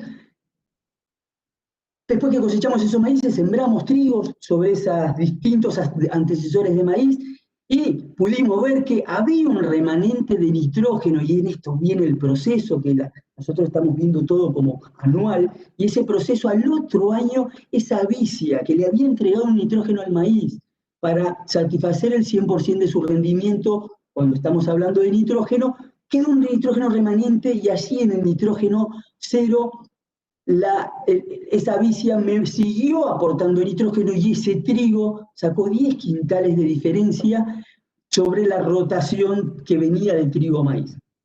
O sea que no solamente tenemos un aporte de nitrógeno para ese cultivo, sino que tenemos un aporte de nitrógeno para cultivos subsiguientes, en eso que uno está pensando como tecnología de proceso, y ahí ya empieza a formar este trabajo de Gervasio de estos servicios ecosistémicos, como verlo como red, nos empezamos a parecer más y podemos hacer una reposición de nitrógeno ya no con fertilizantes ureicos solamente, sino que también podemos pensar en esa diversidad de cultivos en los cuales ese mismo cultivo de servicio me aporte nitrógeno. Pensando en física del suelo y materia orgánica, esto es lo que mayormente uno ve en el suelo, y acá quiero poner un concepto de qué pasa con nuestros suelos que tienen gran porcentaje de limos, Y quiero poner un punto que es muy importante. Cuando la materia orgánica forma conglomerados, macroagregados, mesoagregados, en el cual el limo y los minerales del suelo están metidos en esos agregados. Nosotros lo que nos dedicamos a hacer es a destruir materia orgánica por una gran combustión, por labranza, rompimos la materia orgánica y obviamente el limo quedó libre. Ese limo libre indudablemente que cuando llueve las partículas más pesadas se van más abajo, las más chiquitas se van reacomodando y se van formando esas estructuras que nosotros vemos en el suelo y decimos, uy, se está formando una capa densa y queremos romperla. Y ahí es difícil hablar de romper una capa densa. Creo que el gen de la labranza lo tenemos ahí tan metido adentro que queremos romper. Hay que cambiar ese concepto. Creo que tenemos que capturar, y es distinto romper que capturar. Esos limos que están liberados hoy debemos capturarlos nuevamente, o sea, debemos aumentar nuestros niveles de materia orgánica para agarrar ese limo y volver a meterlos en conglomerados y en esa biolabranza que uno puede decir, en el cual la cantidad de lombrices que hay al comer ese limo y comer materia orgánica terminan formando agregados y ya no hacer labranza para romper las capas densas, sino que las capas densas se terminan rompiendo por el trabajo de la fauna del suelo, en el cual la fauna y de los vegetales del suelo, también las raíces proveen esa agregación, en el cual el limo ya no está suelto, ya no lo dejamos libre para que se acomode y nos formen capas densas. Eso es muy importante de entender, porque si no empezamos a creer que la única forma de romper una capa densa es con la labranza, casualmente con lo mismo que nos generó la capa densa. La labranza rompió esos conglomerados de materia orgánica, esa combustión de materia orgánica, y al quedar libre ese limo, debemos capturarlo nuevamente. Y indudablemente, cuando uno lo piensa en intensificación, empezamos a ver que a medida que intensificamos, a medida que jugamos con eso siempre verde, empezamos a tener mayor vida en el suelo, porque hay más comida y empezó a haber más abundancia de lombrices, y si hay más abundancia de lombrices va a haber mayor cantidad de individuos que se coman ese limo y me formen agregados y me terminen no rompiendo, sino capturando los limos que me forman la capa densa. Entonces, este es un trabajo de Luis Boll dentro de la chacra Pergamino que nos muestra que a medida que intensificamos, aumentó la cantidad de macro y mesoagregados. Entonces, al aumentar los macro y mesoagregados por la actividad biológica, y hay actividad biológica porque indudablemente le dimos de comer los 365 días del año. Es muy difícil tener una gran actividad biológica si 6 meses del año lo tenemos a régimen, ¿no es cierto?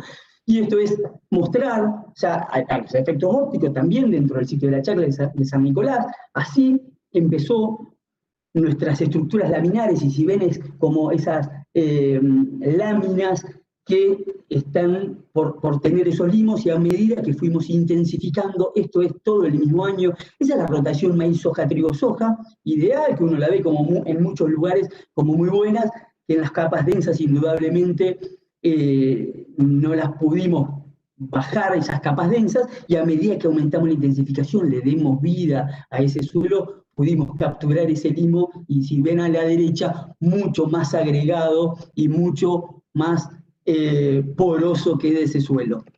Así que pudimos mejorar las propiedades físicas del suelo, y si mejoramos las propiedades físicas del suelo, podemos proteger de erosión, porque muy bien lo decía Gervasio recién, si no capturamos el agua se va por infiltración, pero también se va por escorrentía, y lo que nos produce es erosión hídrica, y esa primera foto que veíamos, casi triste, de un maíz, y esa corrida de agua que se llevó suelo, es indudable que ese suelo termina yéndose a los ríos, como bien decía Gervasio, y dándole ese color marrón a los ríos, que no es nada más y nada menos que el problema que nosotros generamos, que dejamos suelo suelto para que se vaya a un río y termine sedimentando en los ríos por un suelo que debería estar en nuestro campo y no en el delta.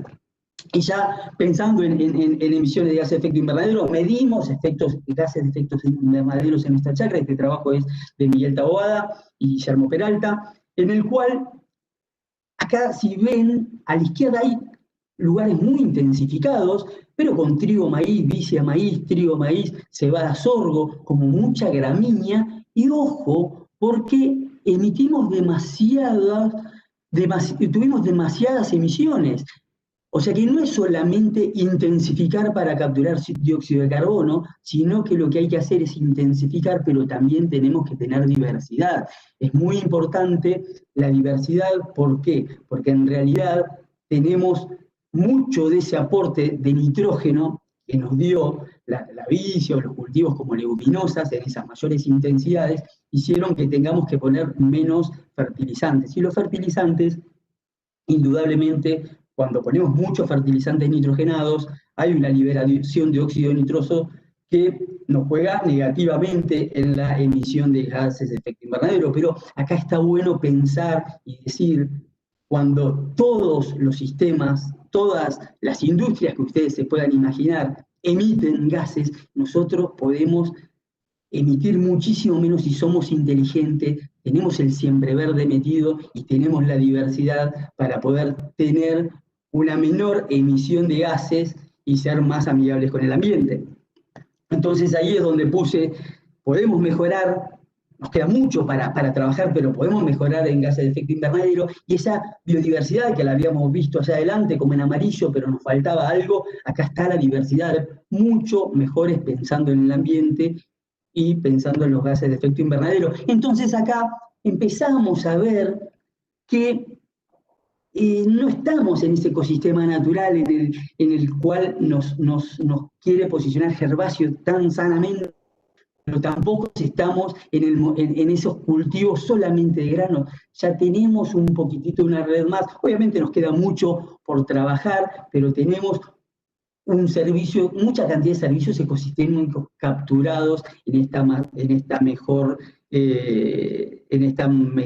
diversificación e intensificación, en este siempre verde que nos dice APRESID. Entonces, tenemos un equilibrio, un poquito mejor de equilibrio entre nuestro éxito económico, pero también entre nuestro éxito ambiental. Estamos cuidando más el ambiente. Y esto es algo, Gervasio habló muy bien de que, ojo, con Argentina, porque por ahí nos ponemos contentos y decimos, tenemos siembra directa, somos un país con muchísima cantidad de siembra directa, y producimos muchas toneladas de granos y nos quedamos en ese éxito del mucho, pero guarda, porque la cantidad de agroquímicos que usa Argentina para producir, no somos tan eficientes. Es indudable que debemos pensar, si queremos pensar en el ambiente, debemos pensar en bajar nuestra cantidad de agroquímicos. Y este es un trabajo de Lares, que lo hizo dentro de la Chácara Pergamino, y si ustedes ven, pudimos, con las mejores intensificaciones, en el mejor siempre verde, pudimos bajar un 50% de nuestras unidades toxicológicas. Nos falta, sí, nos falta muchísimo, pero es muy importante poder bajar un 50% de nuestras unidades toxicológicas de la cantidad de agroquímicos que aplicamos. Este trabajo es medido por RIPES, que es esa plataforma que tiene FAUBA de la mano de su desarrollador Diego Ferraro, para tratar de compararnos en distintos sistemas si son más o menos contaminantes del lado del punto de los agroquímicos. Y podemos bajar un 34% en ese siempre verde que tanto APRESID nos estimula a pensar, pudimos bajar un 34% de las aplicaciones, 50% de unidades toxicológicas, 34% de las aplicaciones en esos modelos con mayor intensidad y diversidad. Entonces, indudablemente que creo que tenemos una idea muy fuerte por empezar a cambiar el ambiente.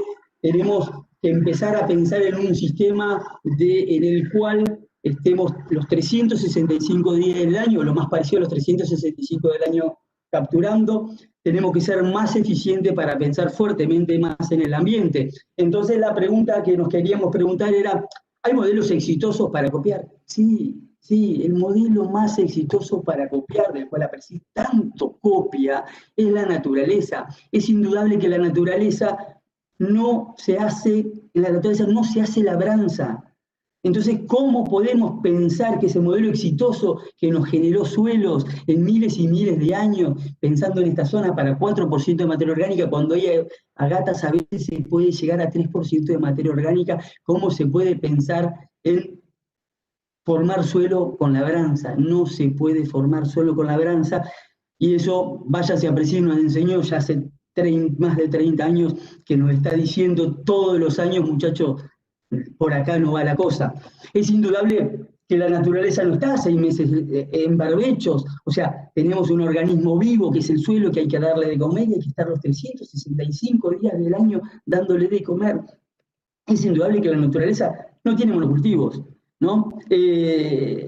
No hay monocultivos, es un sistema diverso, nosotros lo queremos simplificar y como bien nos expresó Gervasio, guarda, porque eso es inestable en algún momento. No se puede vivir en un sistema inestable, en algún momento se tiende a la estabilidad y la diversidad va a salir por sí sola, como está pasando hoy con las malezas resistentes. La naturaleza no tiene diversidad temporal, es indudable que no tiene diversidad temporal, entonces nosotros estamos poniendo esa diversidad, estamos poniendo un año un trigo, otro año una soja, sí, la soja después pisa, pero hay como nacimientos y muerte de los cultivos, y esto creo que va mucho más adelante y poco sé de esto, pero es indudable que tiene que haber diversidad espacial, no solamente con decir pulsos de materia orgánica, nace el cultivo, muere, y nace el otro cultivo y muere, sino que tenemos que empezar a pensar en cultivos y raíces vivas conviviendo continuamente para parecernos a la naturaleza. Así que no es el cierre, pero déjenme ver si puedo intentar esto de, acá estamos, de jugar con las preguntas. No puedo, David, no puedo entrar, no sé por qué. Sí, ahí mismo tengo que poner siguiente. Ahí está. Entonces, vamos un poquitito más atrás. Esta es una pregunta, preguntitas que a ver si prestaron atención. Yo se las voy a pasar a la seño después o a los profes después para ver si verdaderamente prestaron atención.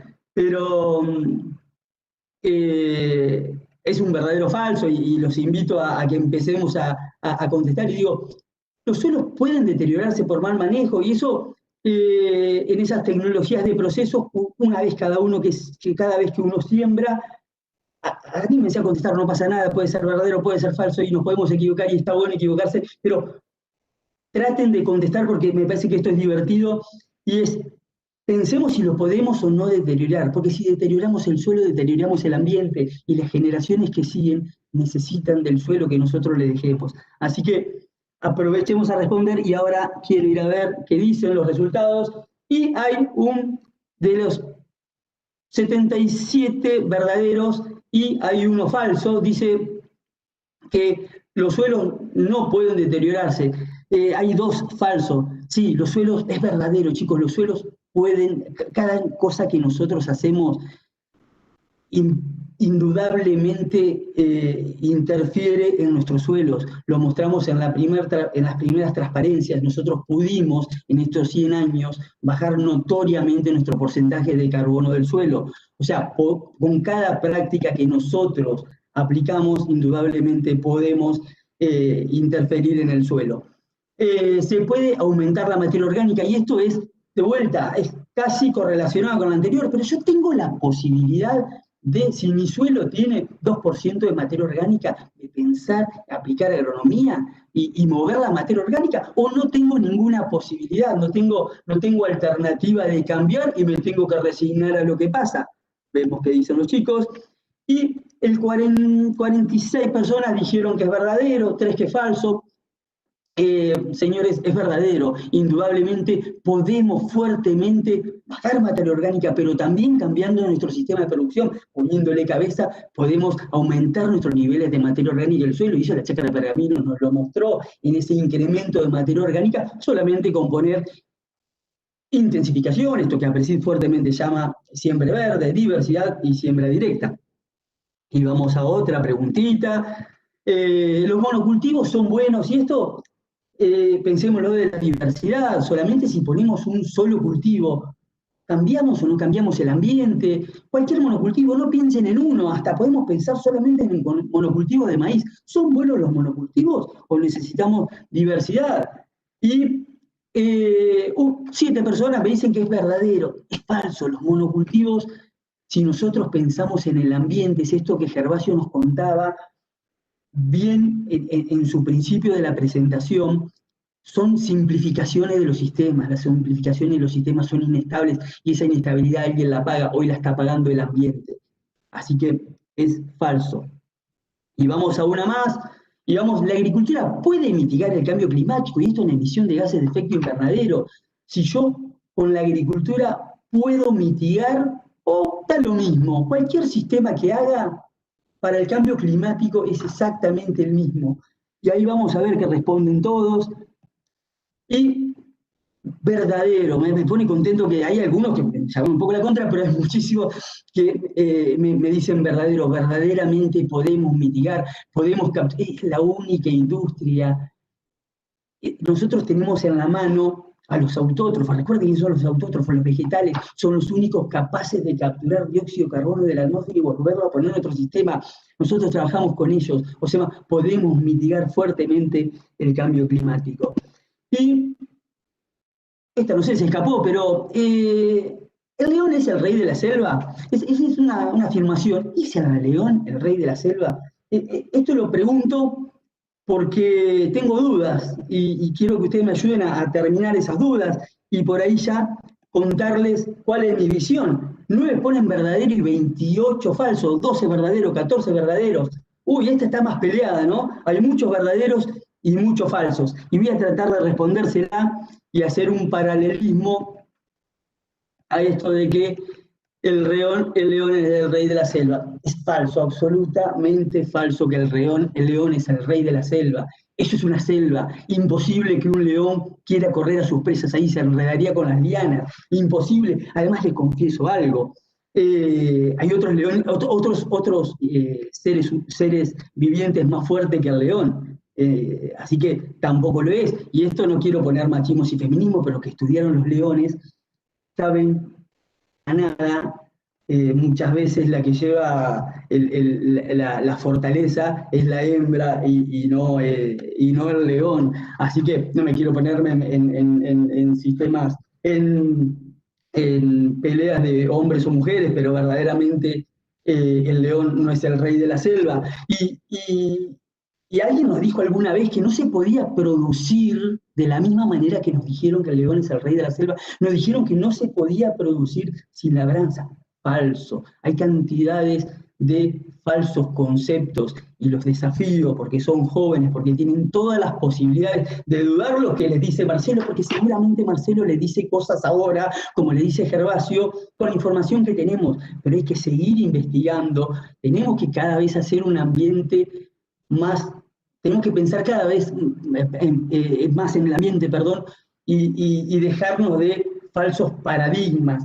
Hace mucho tiempo, 31 años más específicamente, un grupo de productores se juntó y formó APRESID para romper ese paradigma y entender que se puede producir absolutamente de otra manera. Se puede producir en siembra directa. Y este Congreso 2020 de APRESID nos hizo pensar que no solamente se puede pensar en siembra directa, sino que hay que pensar en el siempre verde. Ese siempre verde en el cual tanto nos desafía y en los cultivos de servicio fuertemente entran allí como una herramienta para ese siempre verde en el cual nos desafiaba Gervasio, pero este Congreso de APRESID que nos dio todas satisfacciones, empezar fuertemente al siempre verde para pensar en el ambiente. Muchas gracias a todos por su atención y muchas gracias a APRESID, porque casualmente es el que se la pasa copiando a la naturaleza e incentivándonos para que hagamos un sistema cada vez más pensando en un éxito ambiental y no en un éxito de quintales. Muchas gracias.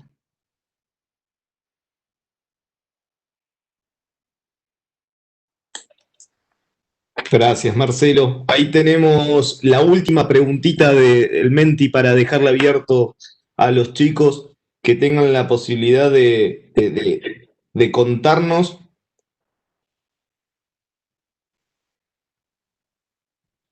cómo se sintieron con la presentación. No sé si podés poner la última pregunta, si no yo entro y la perfecto.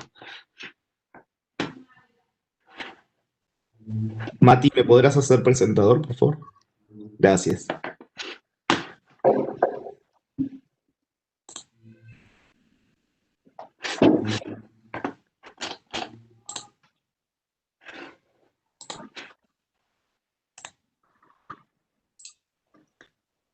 Bien, bueno, la última pregunta es, ¿cómo te imaginás el campo del futuro? Y esta es una pregunta abierta, como para que también como al inicio nos dijeron esa palabra que se imaginaban pensando en el campo, en la agricultura, es cómo se imaginan el campo del futuro. Y pueden explayarse, acá no es solo una palabra, pueden poner sus comentarios, pueden poner un poco los deseos, las expectativas.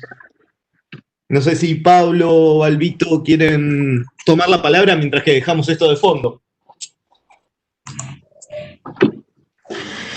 Gracias, David. Bueno, la verdad que en algún momento llegamos cerca de las 500 personas conectadas y esto es lo que el lado bueno de la virtualidad, esto que permitirnos estar cerca, aún estar tan lejos, conocernos un poco más, saber que estamos para darnos la mano y colaborar lo que necesita la educación. Estamos convencidos que los cambios van a venir de la mano de una mejor educación y por eso desde APRESID estamos trabajando fuertemente en este proyecto de aula, junto con el proyecto de APRESID Joven, dentro de un espacio de grupos regionales esparcidos por toda la Argentina. Así que la idea es ponernos en contacto, invitarlos a sumarse, a llamarnos, a consultarnos, a pedirnos lo que necesiten.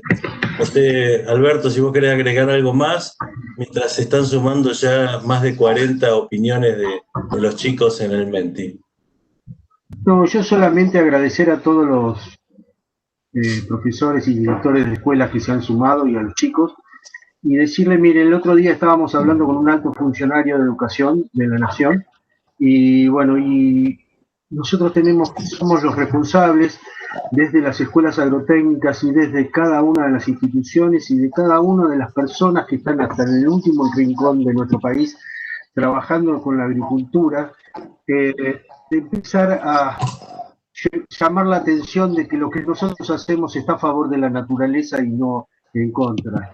Y bueno, cambiar un poco esa opinión y empezar a trabajar todos juntos a favor de lo que es nuestro país.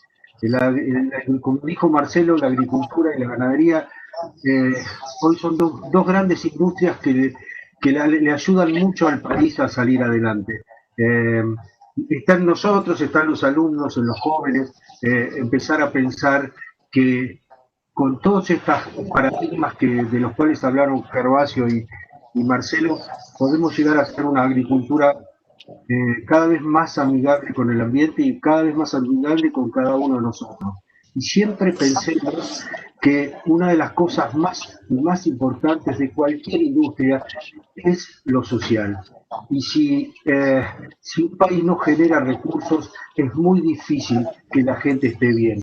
Pensemos mucho más que lo que hacemos nosotros sirve y puede llegar a servir para que cada una de las personas de nuestro país esté cada vez mejor.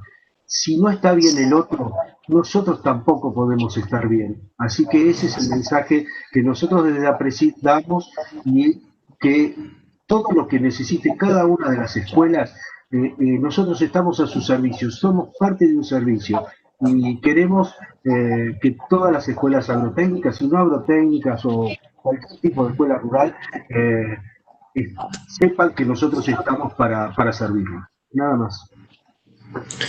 Sí, bueno, y para ir cerrando, bueno, mientras leíamos todas las opiniones donde hay un equilibrio entre un campo del futuro con mucha más tecnología, más ciencia y más conocimiento, pero también un campo más vivible, que nos incluya a todos, donde podamos sentirnos parte. Creo que había más o menos mitad y mitad de esas opiniones y me encantaría, bueno, retomar el tema de FEDIAP, agradecerle muchísimo a Juan Carlos Bregui, que si anda por ahí, estaría bueno escucharlo también, toda la organización de la Fundación FEDIAP, que se puso a trabajar junto con nosotros para lograr esta primera aula virtual, gran aula virtual, que esperemos que sea la primera de una serie de otras, donde se puedan seguir sumando. Sabemos que la fecha se corrió bastante hacia fin de año, hay muchas problemáticas en las escuelas en estos momentos, entre la presencialidad que quiere retomarse y la virtualidad, y bueno, los directivos están con la cabeza a mil entre todas estas situaciones, así que la verdad que haber destinado estas horas a acompañarnos es para agradecérselos muchísimo. De mi parte nada más, no sé si por ahí otro de los organizadores si quiere sumar, agradecer obviamente al equipo de Laura Lukasic y David Wilson que nos dieron todo el soporte y al staff de APRESID, Matías Dortona, Carla, bueno, la verdad que son unos chicos valiosísimos y sin ellos esto era imposible. Muchísimas gracias, Pablo. Mira las palabras de Alberto en nombre de FEDIAP. Nosotros también creemos que en la educación hay que poner el mayor de los esfuerzos para que no solo el futuro, sino el presente sea mejor para todos. Seguramente será un inicio de muchos trabajos en conjuntos entre APRESID y FEDIAP, así que lo valoramos, le agradecemos tanto a Gervasio como a Marcelo y sobre todo a los amigos de APRESID que desde hace muchos años nos enseñan a producir más y mejor. Así que muchas gracias y buenos días para todos.